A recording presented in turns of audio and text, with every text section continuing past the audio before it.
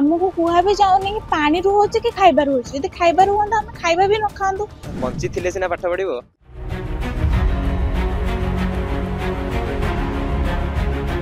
द्वंद्व रेभेन्सा विश्वविद्यालय हॉस्टेल छात्री छात्र जीवन आग ना पाठ हॉस्टेल खाद्य विष ना पानी रे विष किछि भी जଣା पड़ुना। चलित वर्ष रेभेन्सार अनेक हॉस्टेल रे झाड़ा बांती घटना सामना को आसिला परे एबे चिंतारे छात्री छात्र। विगत दिन में जो घटना घटी से रेभेन्सा कर्तृपक्ष जांच करने पर रिपोर्ट कुआडे गला ताहा काहारी को जना नहीं। झाड़ा बांतिर मुख्य कारण भी ए जाबत अस्पष्ट। तेणु एभली परिस्थिति रे पाठ पढ़ा कष्टसाध्य बोली स्पष्ट करिसेंत रेभेन्सा छात्री छात्र। एने रेभेन्सा कुलपति को जणाइबा सत्वे हॉस्टेल गुड़िकरे खाद्य पानीय पई कि व्यवस्था ग्रहण करा जायछि एवं पुराना तदंत रिपोर्ट सार्वजनीन करबा पई दाबी करिसेंती हॉस्टेल छात्री छात्र। ना किछि निया जाइनी बोली हमें सेति पई ही आसीचु। देखंतु हमर new PG hostel east hostel ले फूड पॉइजनिंग माने स्टार्ट हे गलाय। तो हमें चाहनु कि आउ को हॉस्टेल ले इभली हो बोली। तो जदी हमें आसीचु আজি भिसिंग दबाकू दाबी पत्र आसी जदि से कार्यानुष्ठान ग्रहण न करूछंती तमे आमे मनस्थ करिछु जे आमे धारणा रे बसिबु बोली। गोटे पिलाटे पाठ पढ़ी एसटी आसुची बापा मां को पैसा खर्च होची पाठ पढ़िया रे जदि एई भली स्वास्थ्यगत समस्या बारंबार देखा जिवो ताले से पढ़ारे असुविधा हो ना। तो सही असुविधा होची बंची थिले सिना पाठ पढ़िबो तो जदि बंची नथि आ पाठ पढ़िबो केमिति आ तो पाठ पढ़िया को आग स्वास्थ्य होची बड़ संपद।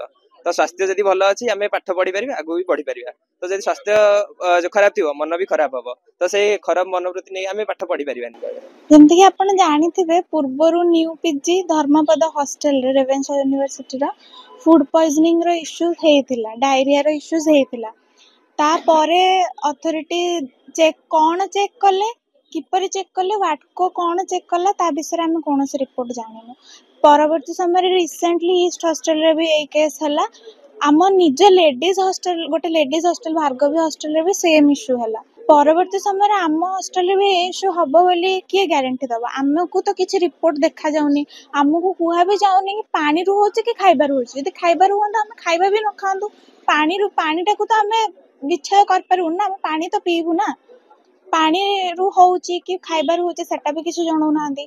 विशुद्ध पानी बोली पानी रे एते ब्लीचिंग पकोचंती किछि दिन रिसेंटली ब्लीचिंग पड़छ बोली हमको इन्फॉर्म भी करा जाउनी। एते मात्रा रे ब्लीचिंग पकेचंती जे ड्रेस टू माने पानी पी भी होनी एते पित्ता लागुची पानी। ऑफ कोर्स सेटा होची कारण पिल्ला एते रिस्क भितरे रहिबा को चाहू नांदी। बहुत पिल्ला हॉस्टल रू पळे जाउचंदी पानी तो पी होनी हॉस्टल रहिबो केमते पानी तो नित्याନ୍ତ आवश्यक गोटे जहाँ भी मौलिक आवश्यकता दाबी रखुचु आम विभिन्न प्रकार दाबी रखुचे विषय कार्यानुष्ठान न परवर्ती समय प्रोटेस्ट बसवा बाध्य। दिन को दिन रेभेन्सा विश्वविद्यालय अस्वास्थ्यकर परिवेश सृष्टि हेबार लागिछि। ए हॉस्टेल रू से हॉस्टेल को व्यापुछि झाड़ा बांती जहां नहीं एबे छात्री छात्र भयभीत हेबा स्वाभाविक। तेबे गत सप्ताह रेभेन्सा विश्वविद्यालय दुईटी हॉस्टेल रू पाखापाखि अधिकांश छात्री छात्र झाड़ा बांती आक्रांत होइथिले।